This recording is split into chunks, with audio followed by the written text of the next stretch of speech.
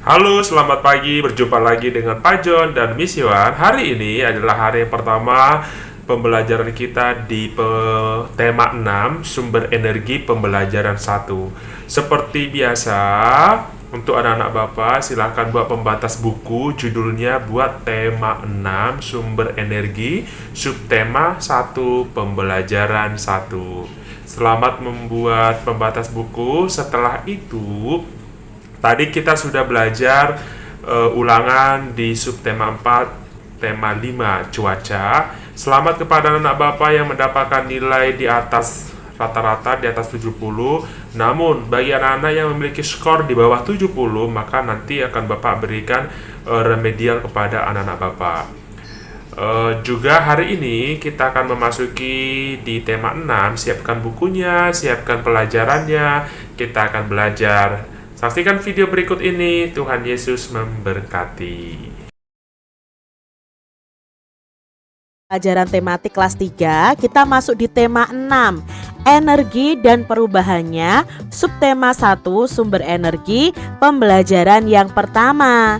Mari adik-adik kita belajar tentang sumber energi. Adik-adik perhatikan gambar berikut ini. Lihat dan amatilah bumi yang kita tempati. Semua diciptakan Tuhan untuk kelangsungan hidup manusia. Di bumi itu ada matahari, air, udara, tumbuhan, dan hewan. Semuanya bermanfaat bagi manusia. Benda-benda tersebut itu menghasilkan energi adik-adik. Apa itu energi? Bagaimana energi diperoleh? Lalu bagaimana cara manusia memanfaatkan energi?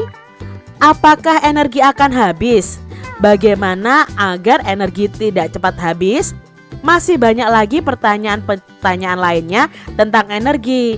Nah, mari kita pelajari bersama di tema 6 ini. Adik-adik perhatikan gambar berikut ini. Ada apa ya dengan Siti ya adik-adik? Nah, saat mengikuti kegiatan jasmani, tiba-tiba tubuh Siti ini lemas dan hampir jatuh. Wajahnya nampak pucat. Pak Guru segera membawa Siti ke ruang unit kesehatan sekolah atau UKS.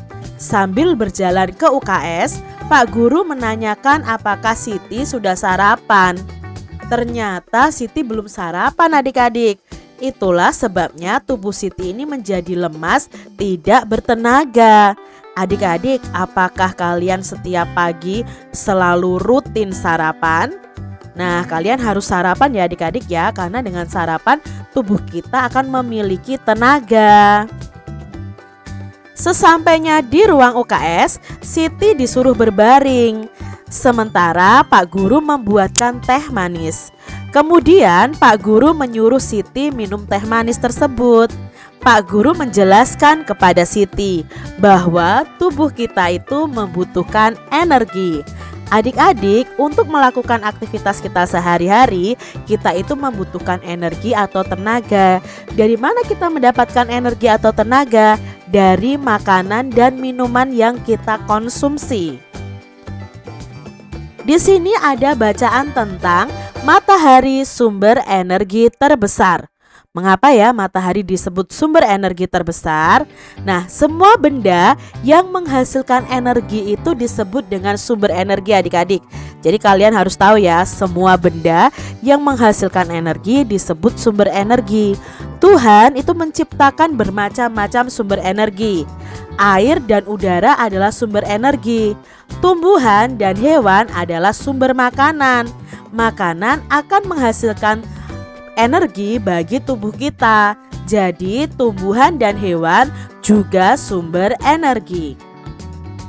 Sumber energi lainnya yang ada di bumi adalah matahari. Matahari ini menghasilkan energi cahaya adik-adik dan energi panas.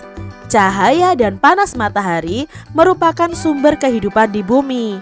Matahari adalah sumber energi terbesar di bumi adik-adik. Dia menghasilkan energi cahaya dan menghasilkan energi panas ya. Ini adalah gambar foto ya dari matahari, itu diambil dari jarak yang jauh.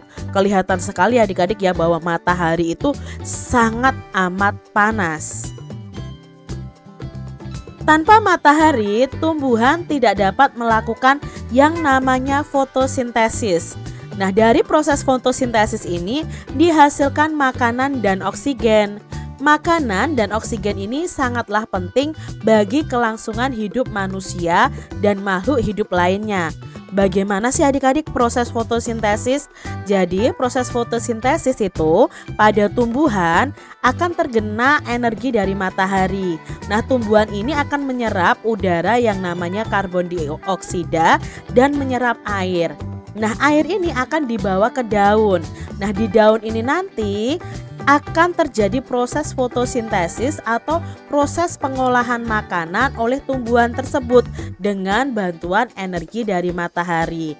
Nah, proses membuat makanan ini pada tumbuhan akan menghasilkan udara juga, tapi udara yang bersih yang dihirup oleh makhluk hidup, yaitu oksigen. Selain itu juga menghasilkan makanan untuk tumbuhan itu sendiri dan cadangan makanan.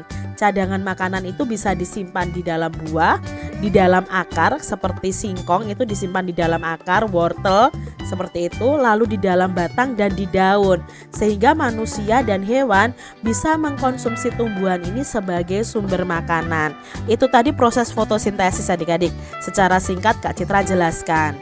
Nah, di sini selain membantu proses fotosintesis, sinar matahari ini juga bisa merupakan sumber energi listrik. Matahari bisa menghasilkan energi listrik, bisa adik-adik. Namanya melalui pembangkit listrik tenaga surya. Nah, energi cahaya matahari akan diubah menjadi energi listrik.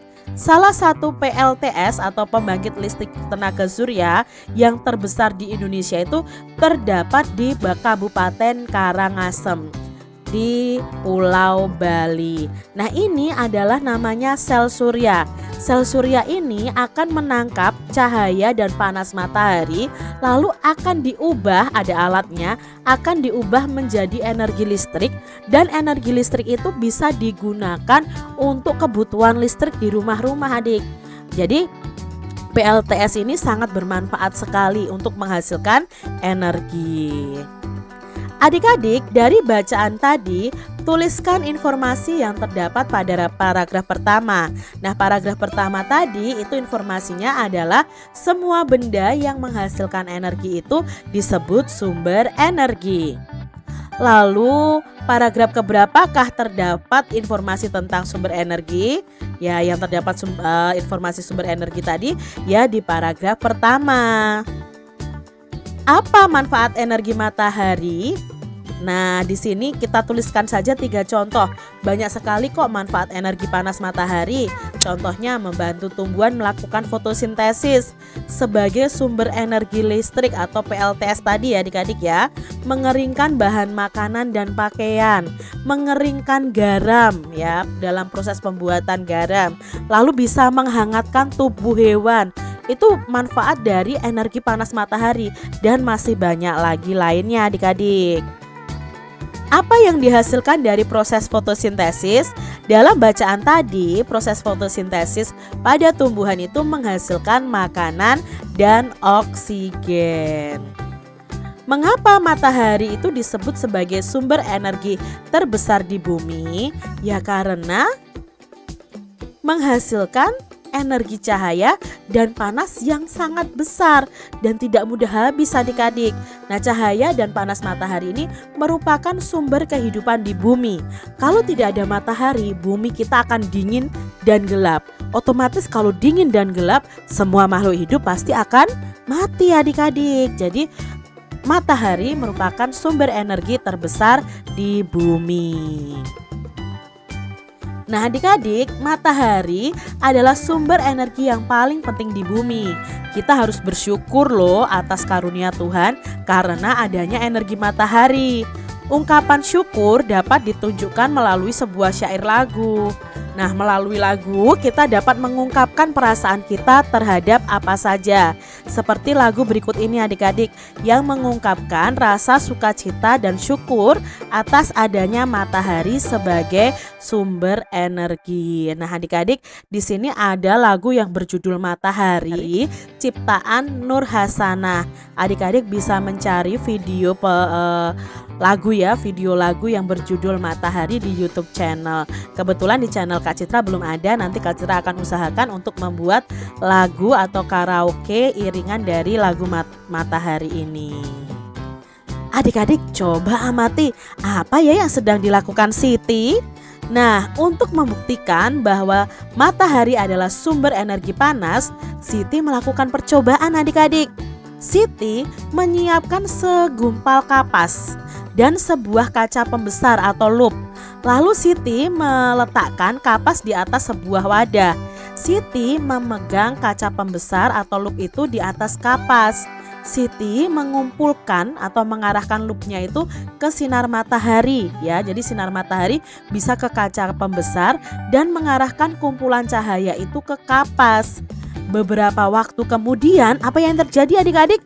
Kapas ini mulai terbakar adik-adik dan mengeluarkan asap. Jadi pada percobaan ini kita mengetahui bahwa cahaya matahari tidak langsung membakar kapas.